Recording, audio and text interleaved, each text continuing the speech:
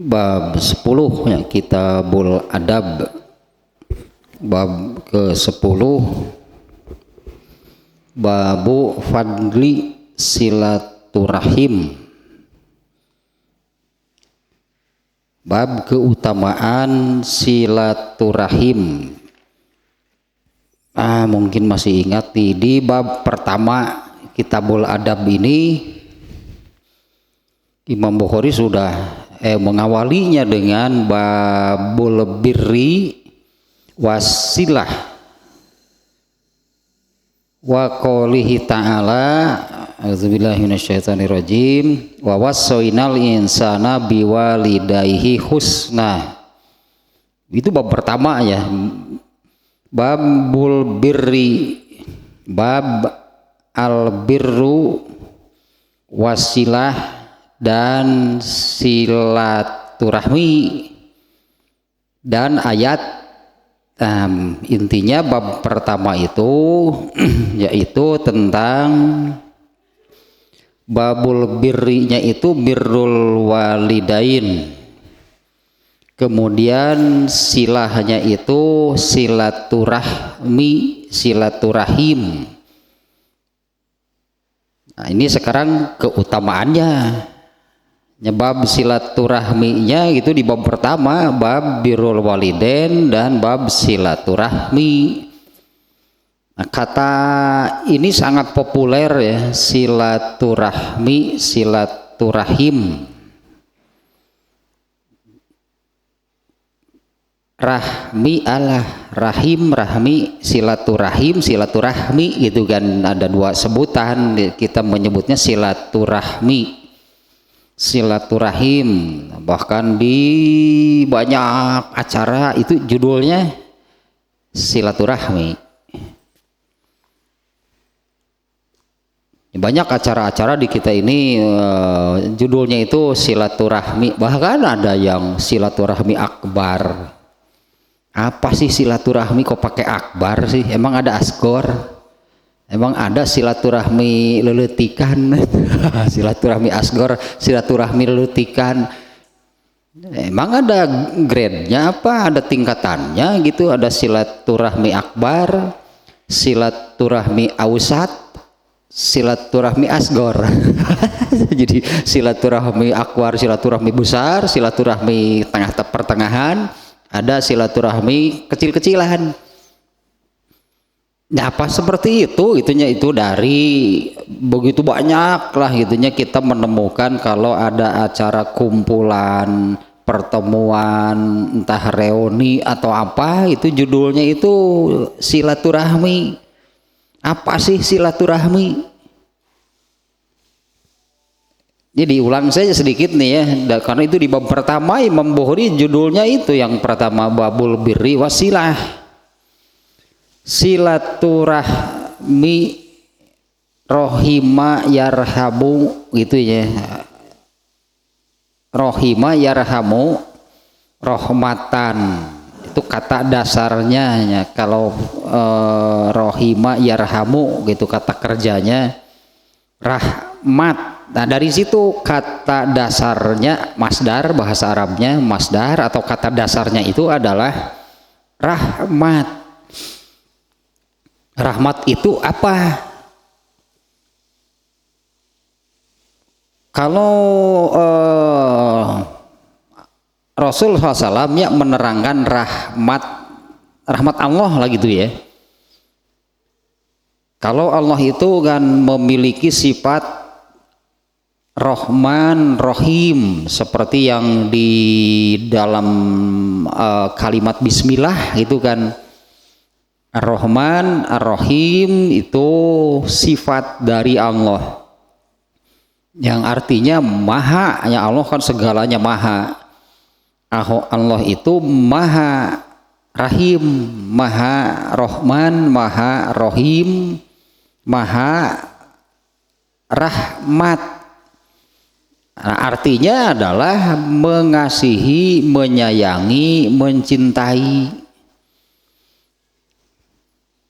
Ya, Allah itu Ar-Rahman Ar-Rahim itu artinya Allah itu makanya di kita diartikan maha pengasih, maha penyayang, dan rahmat Allah terbesar itu adalah surga.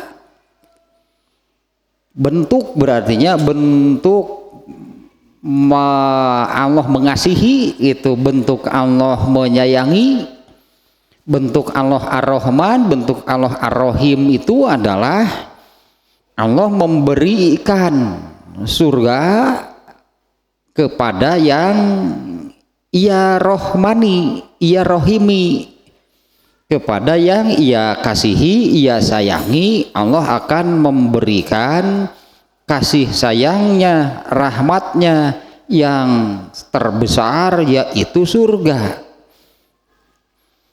Nah, Ibnu Abbas ditanya tentang rahmat. Ya, Ibnu Abbas ditanya tentang rahmat itu apa? Ibnu Abbas menjawab, ar-rahmatu al-jannah, rahmat itu adalah surga. Nah, di mana dirinci, bukan dirincinya, dijelaskan oleh Rasulullah SAW bahwa Allah itu memiliki 100 buah rahmat. Dari yang 100 itu Allah ambil satu. Nah, yang satu ini Allah bagikan kepada semua yang Allah ciptakan.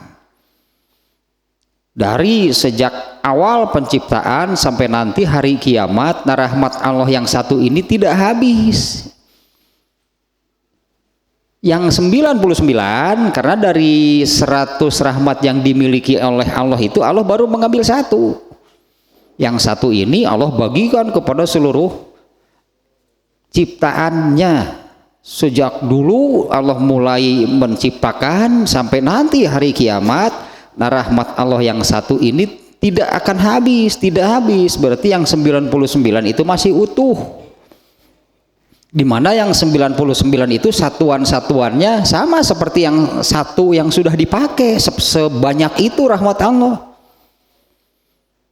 Dibagikan, diberikan kepada seluruh ciptaannya, mulai dari awal penciptaan sampai nanti hari kiamat. Rahmat Allah yang satu ini tidak habis. Nah, satunya sebanyak itu.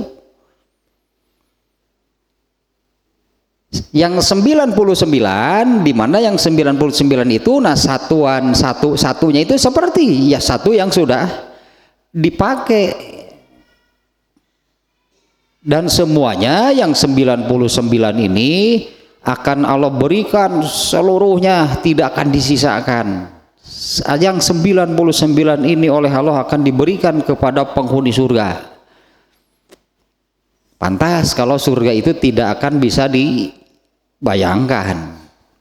Satu saja seperti ini, dari awal penciptaan sampai hari kiamat, satu rahmat Allah itu tidak akan habis, padahal dibagikan kepada seluruh ciptaannya. Dari awal penciptaan, kan entah kapan, kan awal penciptaan itu ribuan jutaan tahun yang lalu, dan makhluk Allah itu ada berapa banyak, semuanya kebagian. Nah, itu arti rahim, rahmat, silaturahim, silaturahmi. Kalau silaturahmi ini, rahminya itu diambil dari kata rahmat, yang artinya yang barusan. Rahmat Allah itu, pemilik rahmat itu kan Allah yang hakiki. Sehingga nah ini nih yang barusan nih, rahmat Allah itu seperti apa? Rasulullah SAW menyebutkan gitunya, karena rahmat Allah lah burung bisa terbang, ikan hidup di air. Mengapa burung bisa terbang? Karena rahmat Allah. Ikan hidupnya di air karena rahmat Allah. Semua artinya pada ciptaan Allah itu, mengapa begini, mengapa begitu, mengapa ada hujan, mengapa ada gunung, ada tanah, ada binatang dengan semuanya itu rahmat Allah. Dan pada semua makhluk Allah itu di sana ada rahmat Allah. Nah, di antaranya juga Rasulullah SAW menerangkan yang ini nih ya.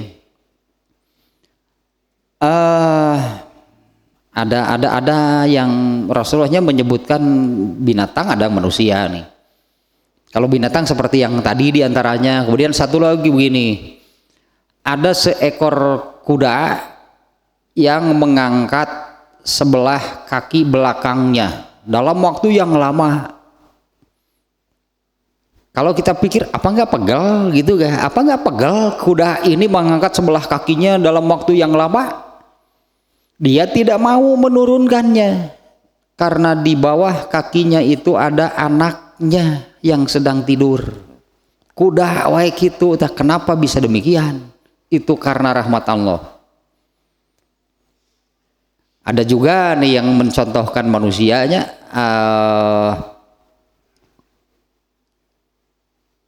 seorang ibu yang sudah tua, kurus kering.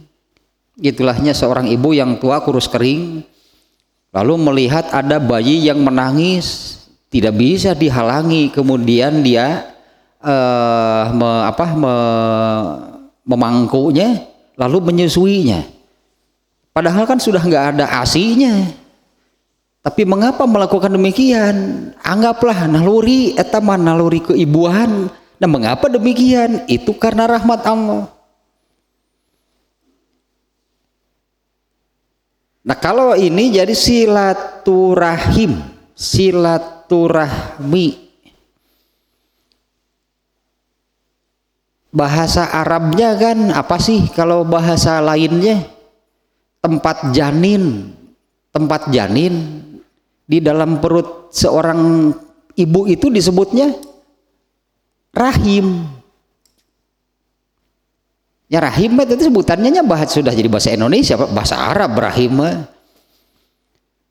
Nah, ini apa silaturahim ini diartikan menyambungkan tali persaudaraan dengan yang satu rahim? Terbatas kalau begitu. Kalau begitu kan jadi sangat terbatas. Yang satu rahim itu ya hanya adik dan kakak. Sakitu silaturahim teh. Mun budakna dua teh amanya eta we duaan.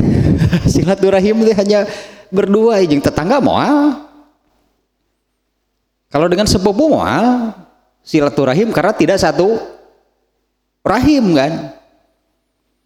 Nah, kalau di ini silaturahim teh diartikan gitu hanya sebatas saudara, berarti maknanya menyambungkan tali persaudaraan kekerabatan gitunya yang terkait dengan manusia yang satu rahim. Berarti kan hanya antara adik dan kakak.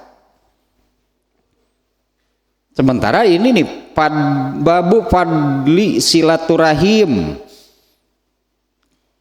Kemudian ada hadisnya nantinya, itu di bab ke-12 nantinya. Babu man busitolahu fi rizki bi silatirahmi. Bab diluaskan. Nanti ini babnya ya Imam Bukhari nih. Bab seseorang yang dimudahkan, diluaskan rezekinya karena silaturahim. Nah, silaturahimnya sendiri tadinya jadi ini silaturahmi, silaturahim ini apa diambil dari kata rahim. Rahim dalam arti tadinya tempat janin pada seorang ibu itu kan rahim disebutnya. Nah, kalau silaturahim itu dibatasi oleh makna tersebutnya, berarti terbatas hanya antara adik dengan kakak kan yang satu rahim. Sementara keluarga besar itu kan banyak. Ya, dengan sepupu itu kan saudara. Dengan dua pupu. Kenapa baru dengar dua pupu? Kan sepupu teh satu pupu, dua pupu. Tiap kali dua pupu, sepupu, dua pupu, tiga pupu itu teh. Di kita nggak dikenal istilah dua pupu, sepupu nanti. Padahal sepupu, dua pupu. Nah, kapi adik, kapi lanjut dan sebagainya. Itu kan masih satu keluarga. Nah, kalau ini diartikan silaturahim atau silaturahmi, rahmi di sini diambil dari kata apa? Rahim atau rahmat? Ya, silaturahmi itulahnya. Nah ini rahminya ini jadi silaturahmat atau silaturahim itunya, artinya silah menyambungkan, tersambung, bersambung, atau katakanlahnya menyambungkan tali ikatan persaudaraan. Kan di bab sebelumnya ya, di 2 bab sebelumnya nih Imam Bukhari kan membahas tentang babu silatil walidil musyrik. Bab silah artinya tetap menjaga ikatan tali persaudaraan di sini.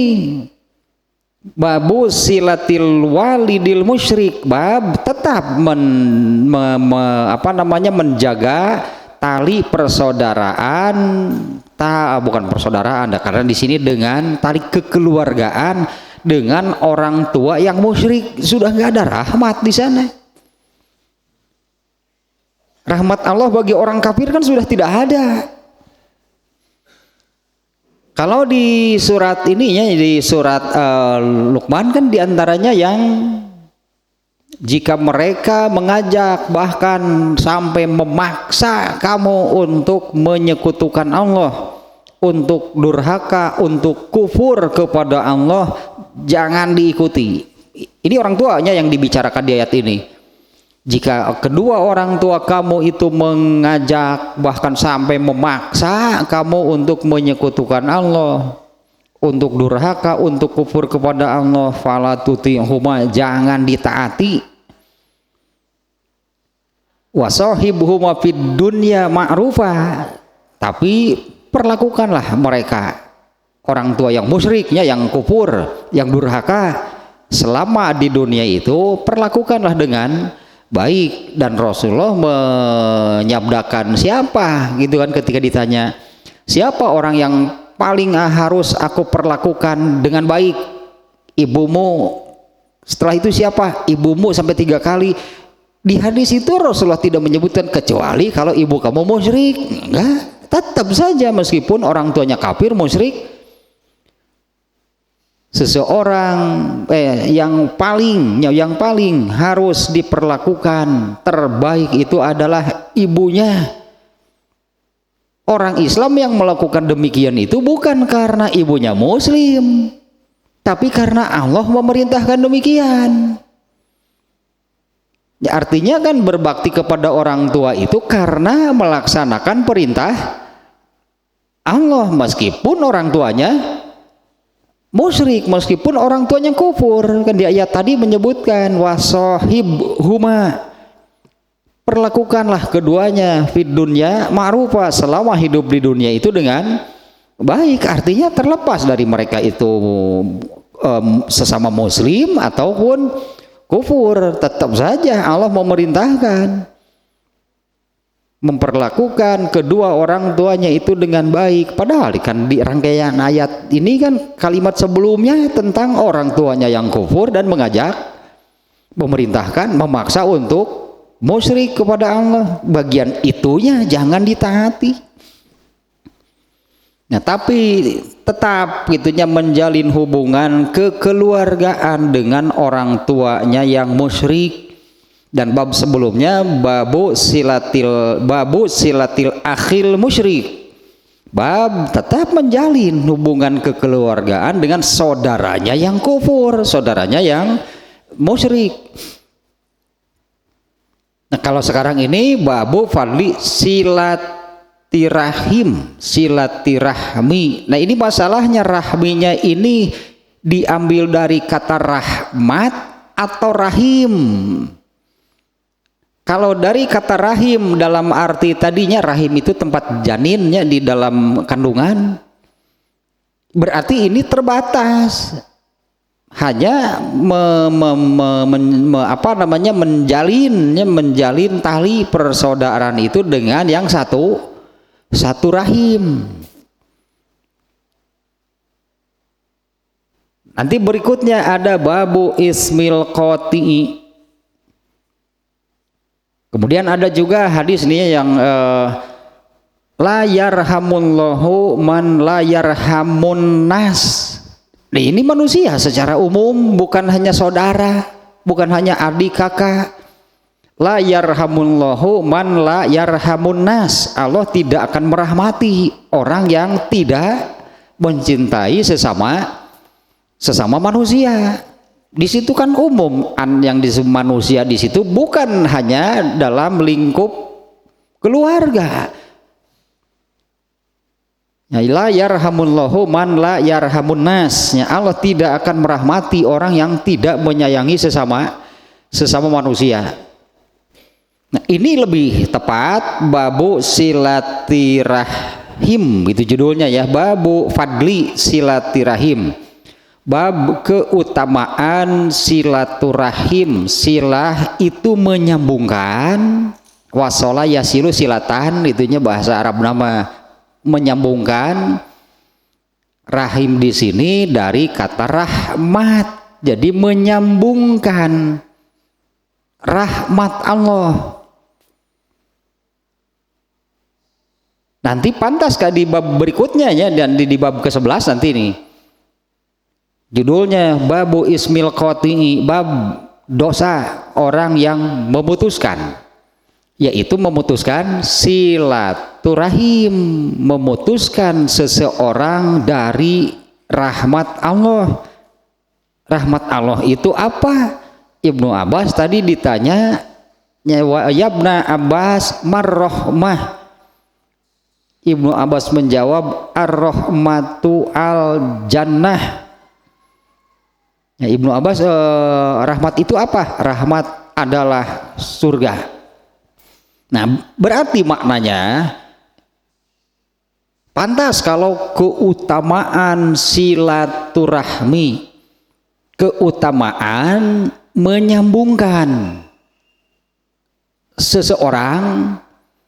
Kalau seseorang di sini berarti kan umum, bukan hanya dalam lingkup keluarga. Karena hadis yang tadinya la yarhamullahu, Allah tidak akan merahmati, man la yarhamun nas, orang yang tidak menyayangi sesama manusia. Jadi silaturahmi itu adalah menyambungkan seseorang kepada rahmat Allah. Rahmat Allah itu apa? Surga. Jadi artinya menyambungkan seseorang ke surga. Atau dengan kata lain gitu kan, bab mengarahkan, bisa itulah bab mengarahkan, menunjukkan, membimbing seseorang menuju surga, itu silaturahmi.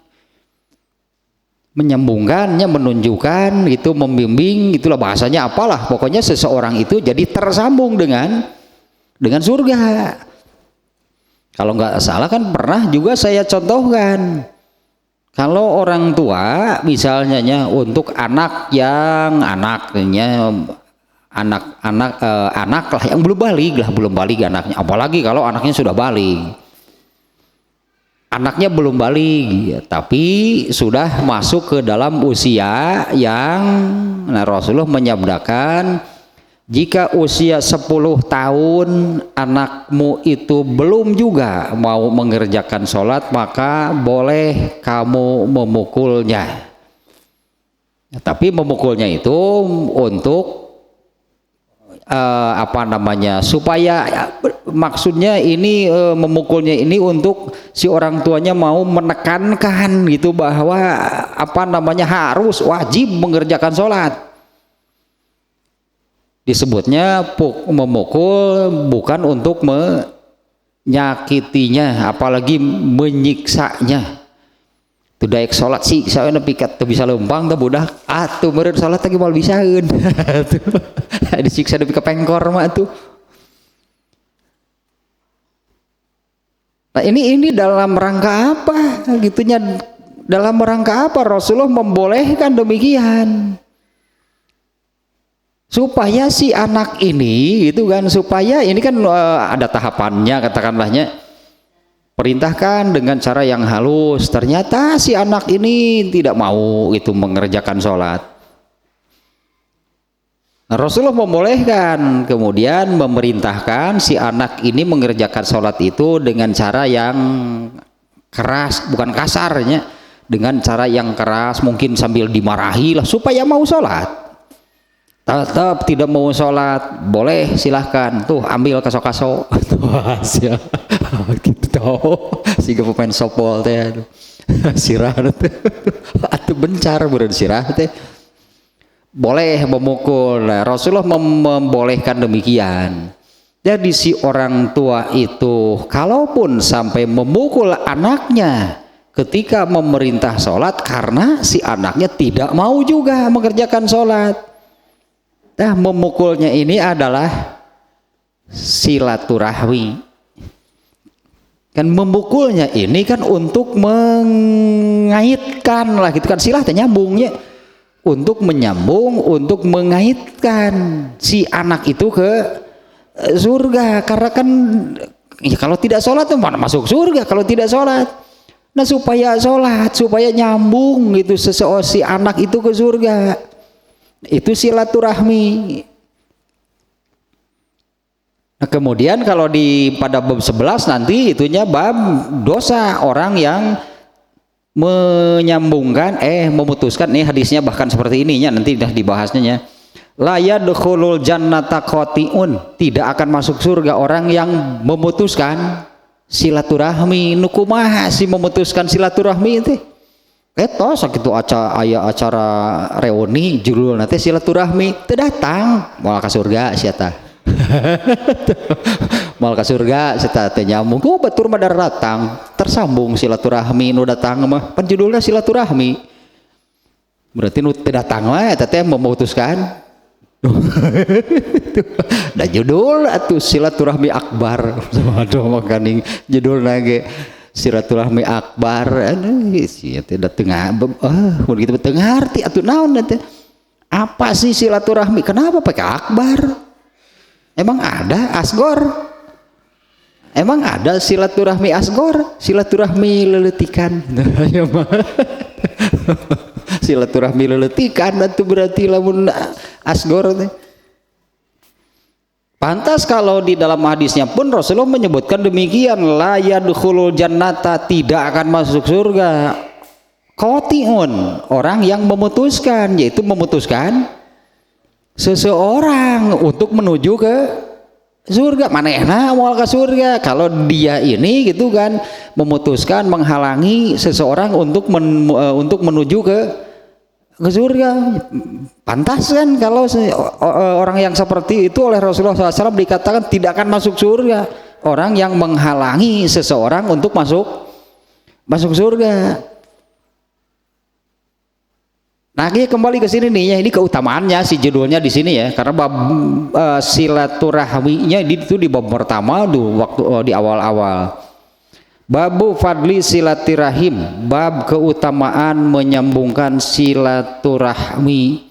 Karena silaturahmi itu dengan makna yang tadi itu tidak terbatas hanya dalam lingkungan keluarga. Apalagi kalau silaturahminya ini diambil dari mana? Dari kata apa? Dari rahim dalam arti yang tadi. Ya, rahim itu kandungan, itunya tempat janin gitu pada seorang ibu. Nah, kalau silaturahim dalam arti menyambungkan tali persaudaraan antara orang-orang yang satu rahim, berarti itu kan hanya antara adik dan kakak. Sangat terbatas berarti. Sementara itu tuh la yadkhulul jannata qati'un. Apalagi kalau ini beberapa sahabat kan mengalami ya. Beberapa sahabat kan mengalami ketika mereka masuk Islam, orang tuanya murka. Banyak sahabat yang demikiannya, ketika masuk Islam itu orang tuanya murka. Kalau nggak salah siapa, Ammar bin Yasir gitu yang terkenal itunya, saya lupa lagi nih nama sahabatnya. Ibunya kan yang mengancam, kalau kamu tidak keluar dari agama Muhammad, aku akan bunuh diri. Ternyata sahabat ini mengatakan, mau bunuh diri berkali-kali pun aku tidak akan keluar dari agama Muhammad. Andai ibu itu bunuh diri, jadi mati, kemudian hidup lagi, setelah hidup ngancam lagi bunuh diri, dan jadi bunuh diri, hidup lagi, berkali-kali pun tidak akan keluar, tidak akan murtad gitu dari agama Islam. Nah, apa dia tidak taat orang tuanya? Apa dia ini memutuskan tali rahmat dengan ibunya? Justru kan sebaliknya, malah si anak ini, sahabat ini berharap ibunya pun masuk Islam supaya masuk surga. Nah, itu silaturahmi. Justru kan sahabat ini berharap ibunya pun masuk Islam, karena dengan masuk Islam lah seseorang itu akan tersambung, akan menuju ke surga. Kemudian yang paling tragis ya Abu Ubaidah Al-Jarrah ya. Abu Ubaidah Al-Jarrah yang sama nih, ketika dia masuk Islam ini bapaknya yang murka. Ketika ketika hijrah ya terpisahlah gitu antara orang tua dan anak. Bapaknya tetap kafir di Mekah, sementara Abu Ubaidahnya ikut hijrah bersama Rasulullah. Kemudian ketika perang Badar, bapaknya tetap dengan murkanya gitu ya mencari Ubaidah di perang Badar, benar diudag. Terus ketika perang itu, dalam perang itunya dia itu mencari anaknya, dia mengejar, ingin membunuhnya. Abu Ubaidahnya terus menghindar gitu kan, ya masa harus berhadapan dengan bapak sendiri. Tapi takdir, anggapannya ya takdir menetapkan demikian. Abu Ubaidah yang terus menghindar ini akhirnya tidak bisa lagi menghindar, harus berhadapan dengan bapaknya. Dan ini terjadi dalam situasi perang.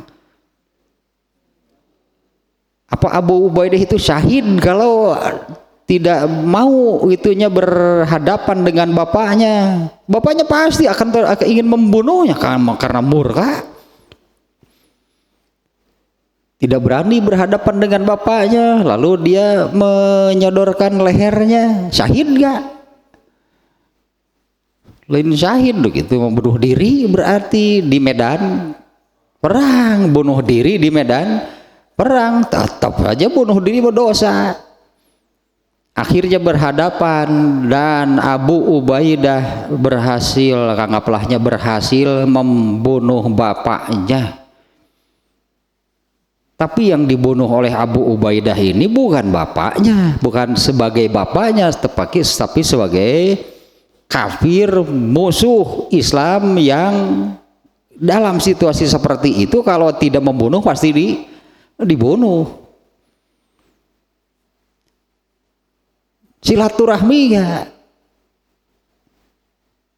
dengan kafir yang bersikap demikian. Tapi kalau seperti Ammar bin Yasir kalau nggak salahnya, sahabat yang tadi, dia bersilaturahmi tetap dengan menolak dengan cara yang baik, bahkan berharap ibunya ini ikut masuk Islam. Nah itu silaturahmi supaya ibunya ini bisa ke surga. Nah, kalau tetap kafir, mana ada orang kafir masuk surga. Makanya di sini betapa besar keutamaannya bab silaturahmi, artinya keutamaan orang yang menyambungkan orang lain hingga masuk ke surga. Pantas kalau keutamaannya sangat besar. Ini pun judul tentang silaturahmi erang gitu.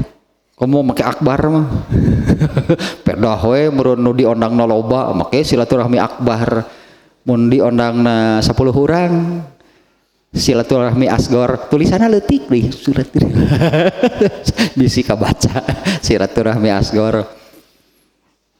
Tapi kalau acaranya besar yang dihadiri oleh banyak orang, nah judulnya ge silaturahmi akbar.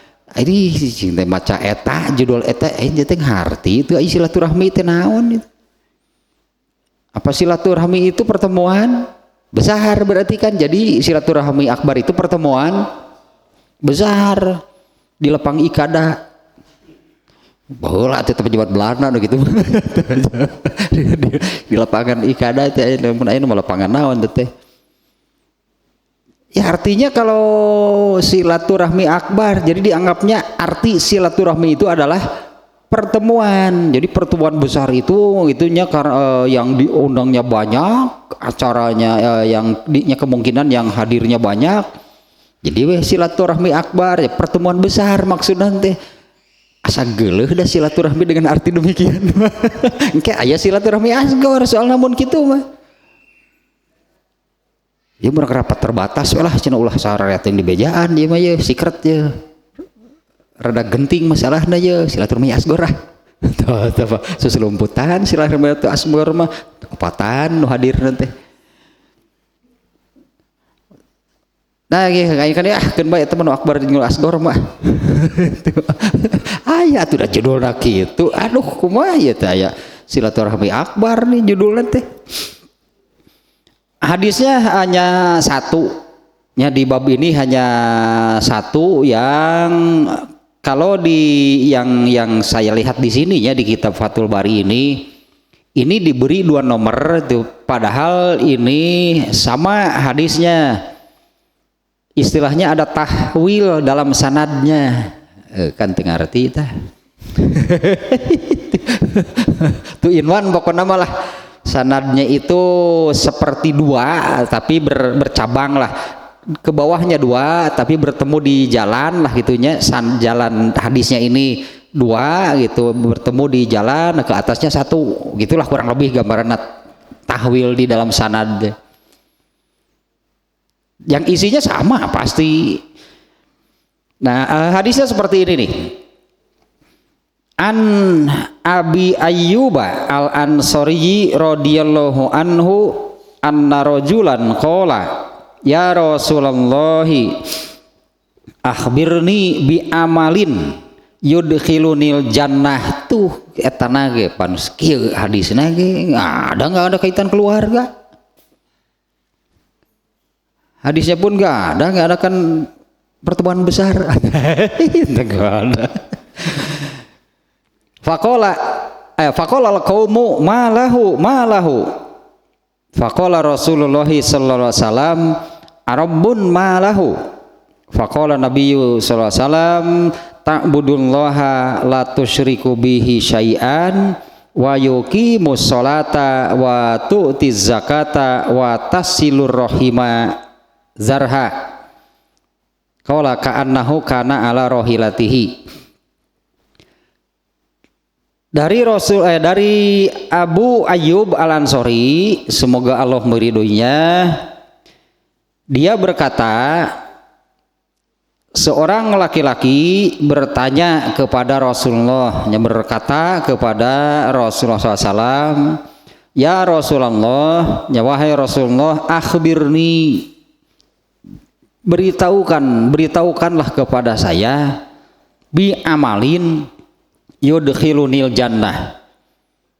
Beritahukanlah, sampaikanlah kepada saya tentang amal yang bisa memasukkan saya ke dalam surga. Faqala tupan etanya itu dengan amal yang bisa memasukkan saya ke surga. Iya masalah silaturahmi itu surga. Beritahukanlah kepadaku itu amal yang bisa memasukkanku ke dalam surga. Faqalal qaumu, nah para sahabat yang saat itu hadir, malahu. Kenapa orang ini? Itu ada apa dengan orang ini? Kenapa orang ini? Faqala Rasulullah bersabda, sudah biarkan saja. Ini tidak lengkap sebetulnya, nanti ada di hadis ini juga diriwayatkan oleh Muslim ya, nanti di riwayat Muslim kita baca ya gitunya. Apa sih maksudnya orang-orang mengatakan ya, ada apa dengan orang ini? Kenapa orang ini? Kemudian Rasulullah mengatakan kepada para sahabat, sudah biarkan saja, nggak apa-apa. Kemudian Rasulullahnya mengatakan arabun malahu, artinya sudah biarkan saja, nggak apa-apa. Faqala Nabi SAW, kemudian beliau menjawab, nah, karena ini si orang ini seperti tidak sopan itu, sampai para sahabat itunya kan mengomentari apa tindakan orang tadi gitulahnya. Nanti di hadis Muslimnya kita baca nih. Nah ini yang ini dulu lanjutkan nih. Nah orang-orang tadi mengatakan itu ya, ada apa dengan orang ini? Itu mengapa orang ini demikian? Rasulullah mengatakan sudah biarkan saja nggak apa-apa. Dan Rasulullah menjawab, ta'budullaha la tusyriku bihi syai'an. Yang tadi si orang tadi meminta kepada Rasulullah SAW, Rasulullah beritahukanlah kepadaku apa amalan yang bisa memasukkanku ke dalam surga. Rasulullah menjawab, ta'budullaha la tusyriku bihi syai'an. Kamu beribadah kepada Allah tanpa menyekutukannya dengan apapun. Ya, jangan dikira hanya beribadah. Emang beribadah itu apa? Ya kan, ta'budullaha la tusyrikuna bihi syai'an. Kamu beribadah kepada Allah tanpa menyekutukannya dengan apapun. Wa tuqimus sholata, kamu menegakkan salat, mendirikan salat. Wa tu'tiz zakata, menunaikan mengeluarkan zakat. Wa tasilur rahima, dan menyambungkan silaturahmi. Zarha, kemudian ini nih yang tidak ada di dalam Bukhari di sini tidak. Zarha, lepaskan unta itu. Emang kumaha gitu tadi teh? Nah itu kan tidak ada kan di sininya. Nanti di Muslim lebih jelas nih. Ka'annahu kana ala rohilatihi. Nah saat itu Rasulullah SAW sedang berada di atas untanya atau berada di atas tunggangannya. Ya di dalam hadis Muslim seperti ini. Yang mana sebentar nih ya.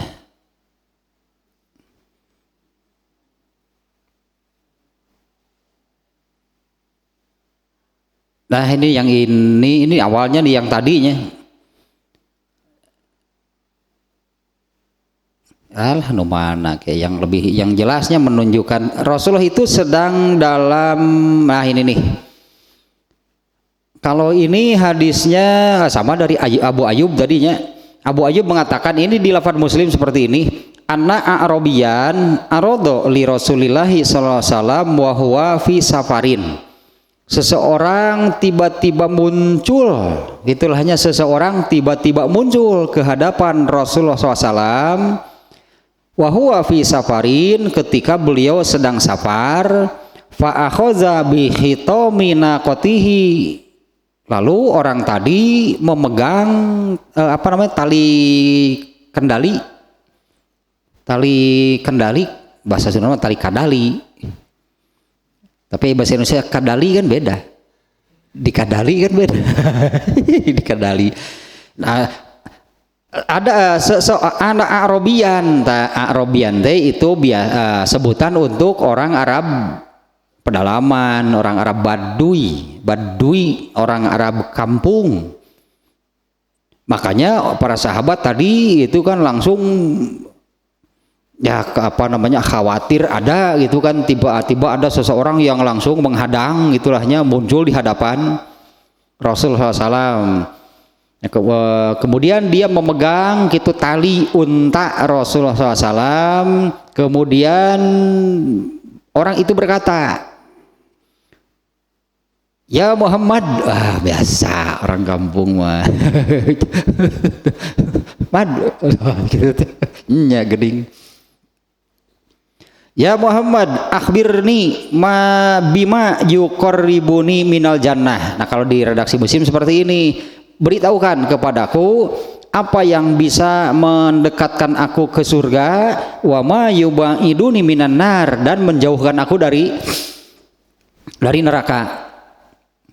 Nah gitu makanya pas para sahabat tadi di hadis tadi itu kumaha jelema teh tiba-tiba muncul seolah-olah menghadang gitunya, karena Rasul ini kan sedang di atas untanya, di atasnya unta atau kuda lah, Rasulullah sedang di atas kudanya, kemudian seseorang muncul dan langsung memegang tali unta Rasulullah SAW, kemudian bertanya demikian, kabarkanlah kepadaku apa yang bisa mendekatkanku ke surga dan menjauhkanku dari neraka.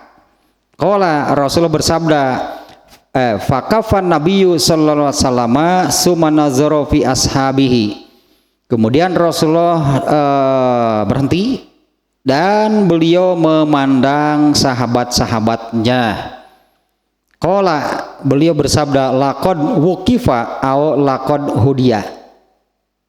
Ini au-nya itu bukan Nabi, tapi ada rawi yang ragu. Dulu Rasulullah itu katanya itu wuqifa atau hudiya. Kalau wuqifa artinya sudah diberi taufik. Wuqifa itu fi'il majhul dari taufik. Ya, biasa bahasa Arab. Orang ini sudah diberi taufik. Atau kata seorang rawi lah gitunya, Rasulullah itu saat itu mengucapkannya sudah diberi taufik atau sudah diberi hidayah. Di sini Rasulullah melihat tadinya berarti para sahabat itu mau melakukan tindakan apa kepada orang tadi, karena ya itu kan berani-beraninya menghadang Rasulullah.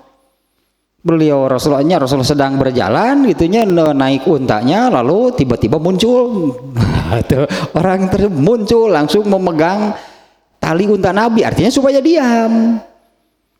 Nah, para sahabat di sini bereaksi kan melihat tindakan orang tadi. Nah, Rasulullah memandang kepada para sahabat dan mengatakan orang ini sudah diberi hidayah. Atau kata-katanya Rasulullah ini orang ini sudah diberi taufik, atau kata-kata Rasulullah itu orang ini sudah diberi hidayah. Nah, tadinya Pak kalau di hadis Imam Bukhari kan para sahabat menanyakan itu orang ini kenapa itu? Kata Rasulullah kan sudah biarkan, nggak apa-apa. Ternyata benar kan, orang ini mau bertanya. Nah, makanya Rasulullah mengatakan kepada para sahabat, itu memberitahu kepada para sahabat, artinya supaya jangan melakukan tindakan apa-apa. Orang ini sudah diberi hidayah. Qala kaifa qulta. Naon sih tadi ngomong naon? Kaifa qulta, bagaimana tadi ngomong apa? Qala fa'ada, kemudian si orang tadi mengulangi apa yang disampaikannya. Oh, nyan eta kieu. Rasul itu bertanya, apa tadi ngomong apa? Tadi bertanya apa? Fa'ada, kemudian orang itu mengulangi ucapannya, yaitu yang tadinya, beritahukan kepadaku apa yang bisa mendekatkanku ke surga dan menjauhkanku dari neraka. Kemudian Rasulullah menjawab, ta'budullaha la tusyriku bihi syai'an. Itu sama kan dengan yang di Bukhari tadinya isinya. Kamu beribadah kepada Allah dan tidak menyekutukannya.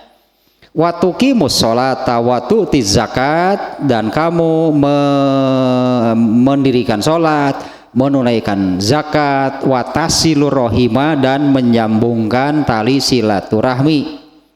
Kemudian Rasul bersabda, dan nakota, lalu ini sedang dicepangan di cerita talin halik. Da'in nakota teh artinya sudah tinggalkan untanya. Tong harusnya ayo dicepangan sini hari ini sini. Geus beres. Ya, geus gitu. Rasulullah itu geus beres mahalik. Di dalam lafaz hadis lain, ya, di dalam lafaz hadis lain nih ada, di sini redaksinya tidak ada nih. Di dalam hadis yang lain, hadis riwayat Bukhari juga. Di dalam hadis riwayat Bukhari, hadis ini oleh Imam Al-Bukhari dimuat juga dalam Kitabuz Zakat. Judulnya adalah Babu Wujubiz Zakat. Bab wajibnya zakat. Ini hadisnya. Yang ini ya hadisnya kan, karena kan tadi disebutkannya kamu beribadah kepada Allah tanpa menyekutukannya dengan apapun, mendirikan sholat, menunaikan zakat. Nah, ini ada lafaz yang berbeda nih. Kalau ini lafaznya Abu Hurairah. Yang mengisahkannya Abu Hurairah nih. An Abi Hurairah radhiyallahu anhu anna a'rabiyan atan nabiyya sallallahu alaihi wasallam faqala. Seorang Arab Badui, Arab kampung, datang kepada Rasulullah SAW kemudian berkata, Dullani, tunjukkanlah kepadaku ala amalin, ya, tunjukkanlah kepadaku satu amal, iza amil tuhu dakhaltul jannah, Ini seperti ini redaksinya nih kalau Abu Hurairah mengisahkannya. Ya, tunjukkanlah kepadaku satu amal yang jika aku mengamalkannya aku bisa masuk surga. Qala, Rasulullah menjawab, ta'budullaha la tusyriku bihi syai'an. Ya, beribadah kepada Allah tanpa menyekutukannya. Kemudian tuqimus sholatal maktubah, kamu mendirikan sholat wajib.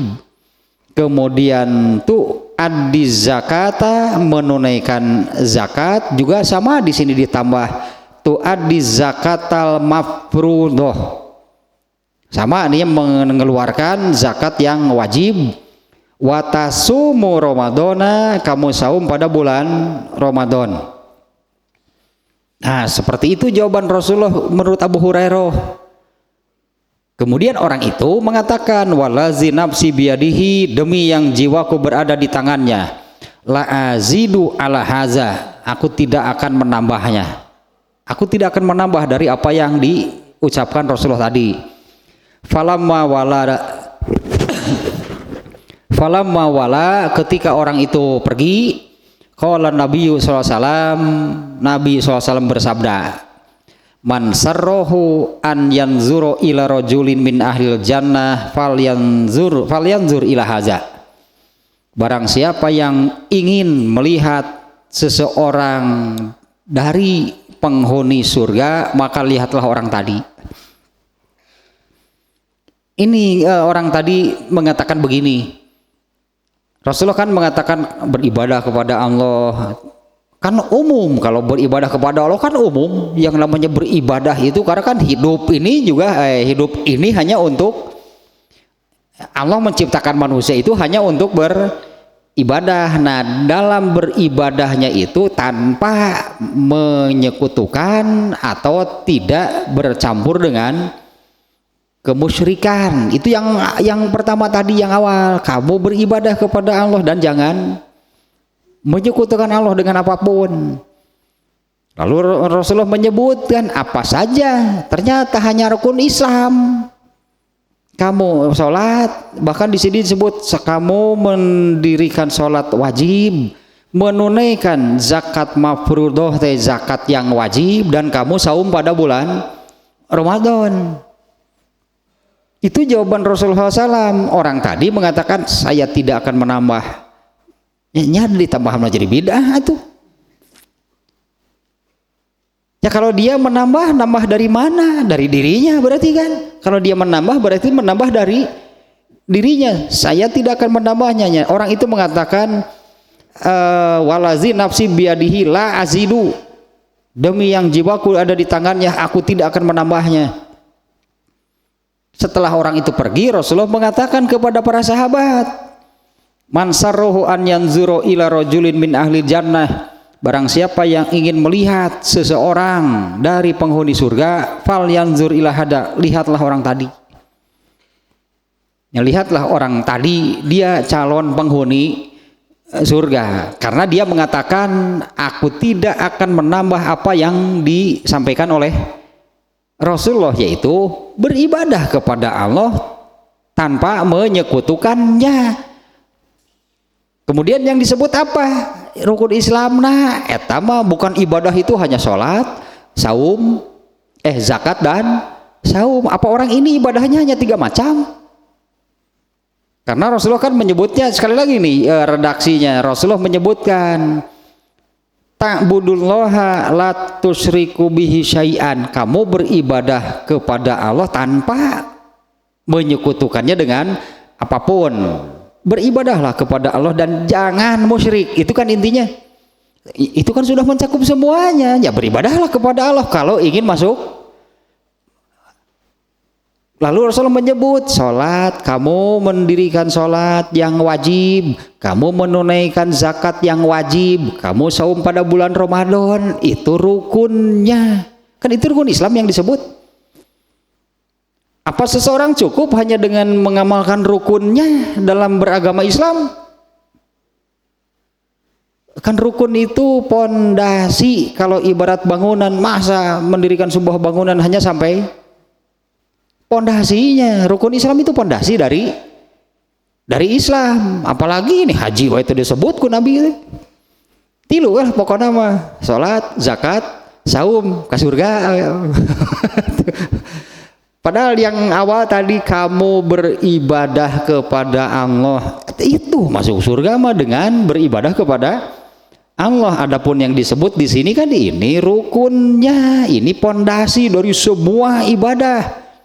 Yang pondasi dari semua ibadah itu adalah ini ibadah-ibadah pokoknya, ibadah besarnya, ini pondasi dari yang namanya beribadah kepada Allah, yaitu sholat, zakat, dan saum. Kan itu masuk, kan yang ketiga ini masuk dalam kelompok rukun Islam. Pondasi rukun Islam itu pondasi dari yang namanya Islam.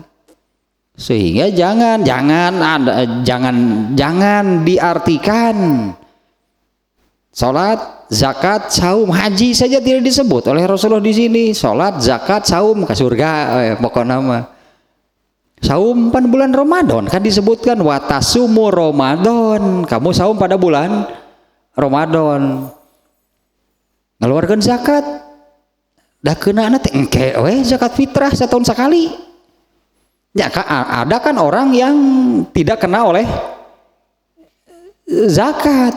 Misalnya kalau orang yang beternak kena oleh zakat peternakan, orang yang bertani kena oleh zakat pertanian, orang yang berdagang kena oleh zakat perdagangan. Nah kalau yang tidak kena oleh zakat seperti itu, zakat paling setahun sekali. Zakat fitrah itu dengan 2,5 kilo setahun sekali ibadahan teh. Paling sholat meureun sehari 5 kali teh. Zakat hanya setahun sekali, saum setahun sekali, yaitu pada bulan Ramadan. Mendingan ku kitu unggul ke surganya. Hanya dengan 3 yang disebut di sini kan, kamu sholat yang wajib, kamu mengeluarkan zakat yang wajib, dan saum pada bulan Ramadan. Kata orang ini, saya tidak akan menambah, murukan dengan 3 nyebut tidak akan menambah, tapi pada luka hiji, kamu beribadah kepada Allah. Kan hidup Allah menciptakan manusia ini untuk ibadah. Nah selama beribadahnya itu tidak dibarengi dengan kemusyrikan, nyepuguh ke surga anu ibadah ke Allah. Nah, itu maknanya seperti itu. Beribadah kepada Allah itu umumnya beribadah kepada Allah. Rasulullah menyebut 3 itu sebagai rukunnya, sebagai pondasinya, itu yang pokok yang awal. Tidak bisa kalau hanya kan orang itu mengatakan kan baik ada orang kampungnya gitu kan baik dia mah orang Badui. Dia coba kalau dicermati kalimatnya menurut bahasa Arab seperti ini sebetulnya. Daluni ala amalin, tunjukkanlah kepadaku satu amal yang kalau aku kerjakan akan mendekatkanku ke surga. Itu bisa masa dengan hanya satu amal, hanya dengan satu amal gitu memasukkannya ke surga. Makanya Rasulullah di sini menjawab secara umum. Harita buburan ke orang Arab can kahartieun. Nah, gampang geuningan euy ka surga teh geus moal ditambahan rek eta we pokona mah. Gitu pokona mah. Salat, zakat, saum. Padahal beribadahlah kepada Allah tanpa menyekutukannya. Geuning saumur hirup ka kara sadar mah. Aya geus jauh ka kara sadar. Geuningan seumur hidup harus beribadah kepada Allah mah. Seumur hidup setiap saat mestinya kan seperti itunya. Seumur hidup dan setiap saat ibadah kepada Allah sesuai dengan UUD itu ya kan. Sesuai dengan UUD dari Allah untuk manusia, undang-undang dasar yang Allah tetapkan bagi manusia mah. Yaitu ayat yang itu yang wa ma khalaqtul jinna wal insa illa liya'budun. Eta undang-undang dasar dari Allah untuk manusia. Tidak ibadah berarti melanggar UUD.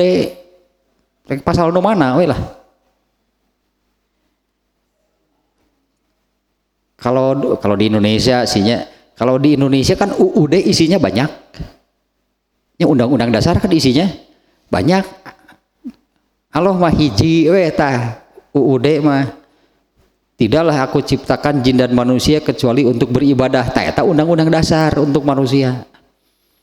Kalau uraiannya, wah satu Quran kan uraiannya semuanya ini untuk mengacu kepada tidaklah aku ciptakan jin dan manusia kecuali untuk beribadah. Rasul teh mengatakan beribadahlah kepada Allah, jangan itu tah menyekutukannya. Seperti apa? Yang mana ibadah teh? Nah, ini rukunnya, ini pondasinya, ini pokok-pokoknya, ini hal besarnya dalam yang disebut beribadah, yaitu sholat, zakat, saum. Sholat yang wajib di sini disebutkan di lafaz Abu Hurairah di sini sholat tuqimus sholatal maktubah. Yaitu yang pokok, itu pondasinya sholat wajib. Waktu adi zakatal mafrudoh, disebut juga zakat yang wajib seperti sholat, berarti ada yang wajibnya, ada yang sunatnya. Nah zakat juga ada yang wajibnya, ada yang sunatnya. Kemudian watasuma Ramadan, dan saum pada bulan Ramadan. Orang itu mengatakan, demi Allah aku tidak akan menambahnya. Murukana tilu eta mereka tersadar hari tama gini gampang. Jika ditanya teh kumaha mesin diajar bahasa Belanda teh gini gampang. Dekop cenah.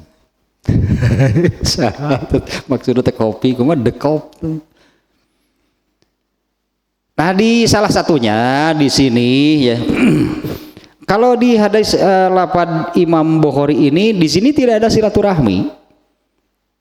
Jadi dalam lafaz Bukhari ini, Bukhari juga ini Imam Bukhari menempatkan hadis yang melalui Abu Hurairah, berarti kan periwayatannya ini di dalam kitab zakat, judulnya adalah bab kewajiban berzakat.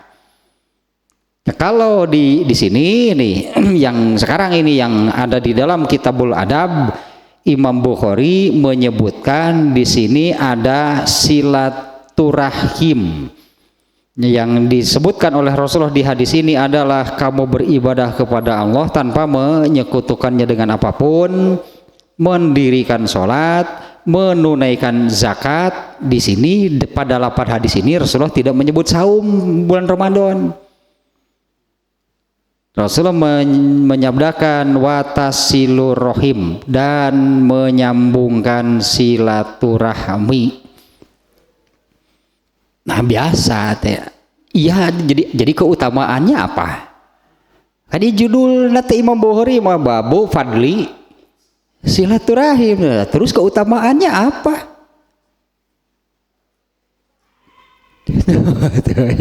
Nah, apa sih keutamaannya? Ya keutamaannya adalah silaturahim itu salah satu yang disebut oleh Rasulullah SAW.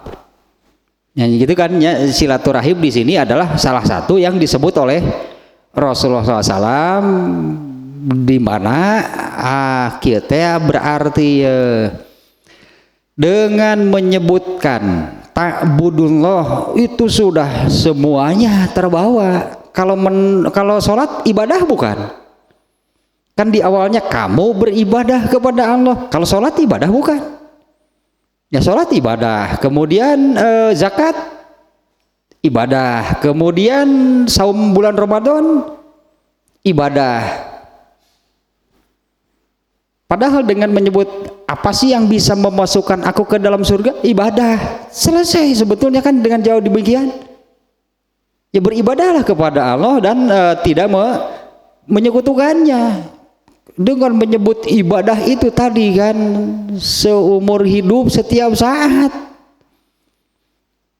Artinya yang disebut ibadah, Rasulullah menyebut beribadahlah kepada Allah, itu kan sangat mencakup seluruhnya gitulah, seluruh ragam, seluruh macam, seluruh bentuk ibadah.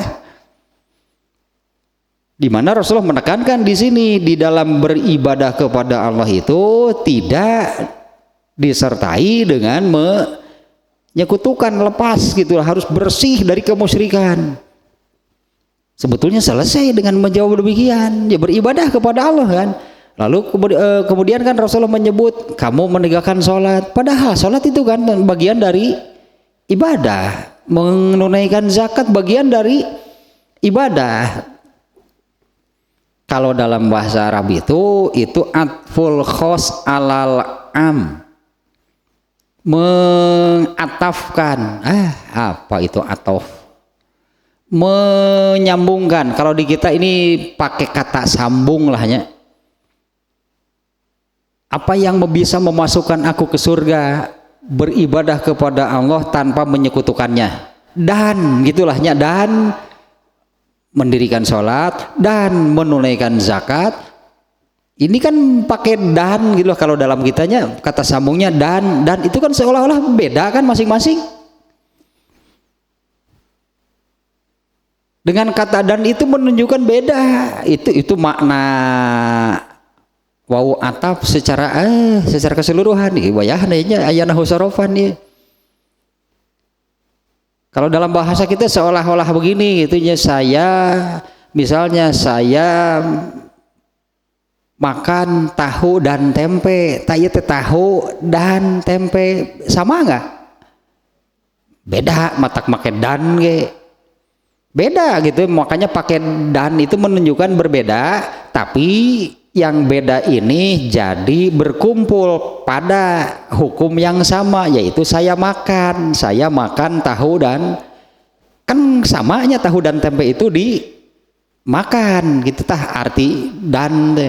Nah sementara di sini kamu beribadah kepada Allah dan sholat dan zakat, emang ini bukan ibadah? Nah kalau dalam bahasa Arab itu ada kaidahnya, ada ada ketentuannya, menyambungkan yang khusus. Sholat itu ibadah juga, tapi disebut secara khusus, dimunculkan. Padahal dengan menyebut ibadah juga sholat itu sudah ada di dalamnya, tapi kemudian disebut secara khusus sholat, zakat, saum, di mana ternyata ketiganya ini kan itu yang bagian dari rukun Islam. Ini berarti hal-hal khususnya, hal-hal pokoknya dalam beribadah ya kemudian disebut rukun Islam. Inilah pondasi dari ibadah. Ternyata ini kan dimunculkan secara khusus dengan menyebut ibadah, itu kan sebetulnya sudah bahwa termasuk dimunculkan, disebut sholat secara khusus, zakat secara khusus. Di hadis riwayat Bukhari di kitab zakat itu saum Ramadan secara khusus. Satu lagi silaturahmi. Eta keutamaan teh. Satu lagi yang disebut oleh Rasulullah di situ adalah silaturahmi. Hal besar berarti silaturahmi ini. Dan keutamaannya di sini adalah ini ibadah pokok, ibadah besar yang ada di dalam Islam, yang gitunya dengan ibadah dasar, ibadah besarnya yang inilah yang memasukkan. Kan pertanyaannya tadi sampaikan, beritahukan aku gitu, beritahukan kepadaku apa yang bisa memasukkanku ke surga. Kalau menyebut ibadah kan itu sangat umum kan, ya beribadah kepada Allah kan selesai sebetulnya kan, ya beribadah kepada Allah kalau ingin masuk surga kan selesai.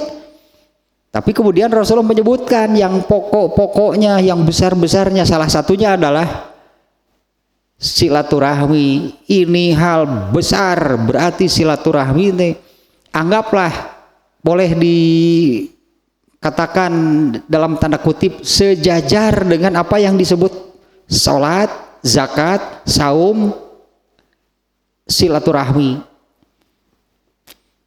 Pantas kalau silaturahmi ini memiliki keutamaan yang besar. Anggaplah itunya dalam tanda kutip sejajar. Di Rasulullah menyebut sholat, zakat, saum, silaturahmi satu lagi. Tapi dengan arti yang ya bukan pertemuan ya. Ketika mau berkunjung ke rumah seseorang saja kan, ketika ditanya mau kemana, mau silaturahmi ke rumah si Anu, Silaturahmi emang rek naon sih di ditu teh? Ngegosip. Gibah, masa silaturahmi seperti itu?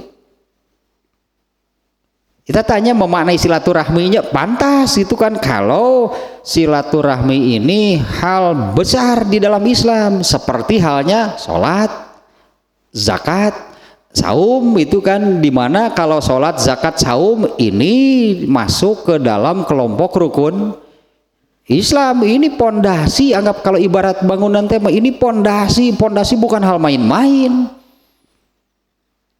Apalagi kalau Islam itu diibaratkan ya, Islam itu kan diibaratkan sebuah gedung, sebuah bangunan yang besar dan mewah.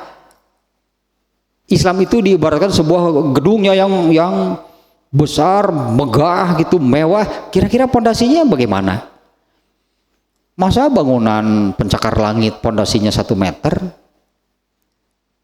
Masa bangunan yang megah gitunya, kokoh, gagah lah gitunya, tinggi, bangunannya 2,5 meter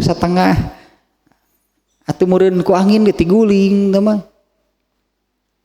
Itu yang maksudnya bahwa pondasi ini harus kokoh, karena ini ibadah pokok di dalam Islam, harus kokoh, harus kuat, baru akan bisa itu berdiri Islam secara keseluruhan. Pantas kalau tidak salat acan bener moal bener beragama Islam lagi. Ya kalau salatnya tidak benar, mana bisa beragama Islam dengan benar? Kalaupun ingin gitu beragama Islam dengan benar, dengan salat yang tidak benar, itu ibarat membangun satu bangunan yang besar, pencakar langit bahkan, tapi pondasinya keropos, nggak akan lama, pasti tumbang. Nah kalau di hadis ini itunya saya katakan tadi dalam tanda kutip sejajar tah silaturahmi dengan, karena ini disebut secara khusus oleh Rasulullah, sholat, zakat, saum, dan silaturahmi satu lagi. Padahal dia menyebut ibadah juga sudah tercover, semuanya sudah terbawa.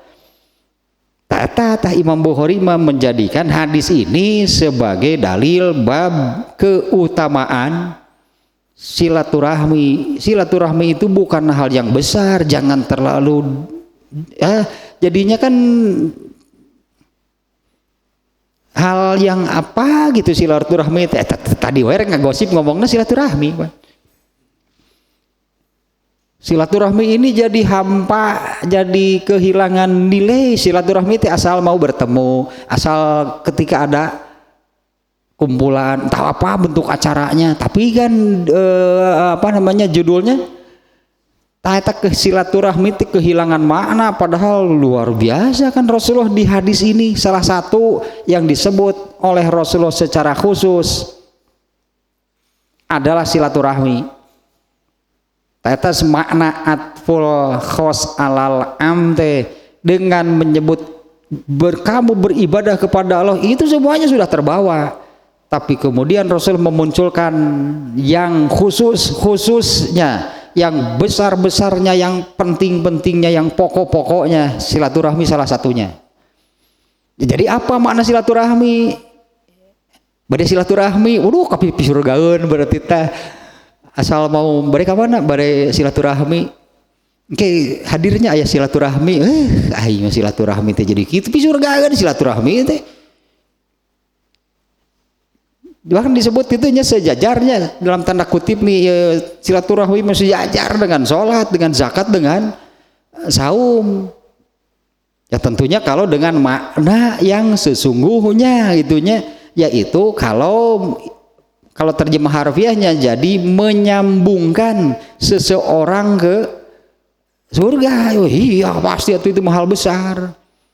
Ya nanti di bab berikutnya tidak akan masuk surga kalau orang yang menghalangi seseorang untuk menuju teta silaturahmi ini. Caranya bagaimana? Kan memukul anak juga tadi maksudnya apa? Supaya si anak ini kan mau sholat intinya kan, karena diperintah katakanlah secara halus sholat dulu. Ya ternyata jam 1 Sudah sholatnya belum? Belum.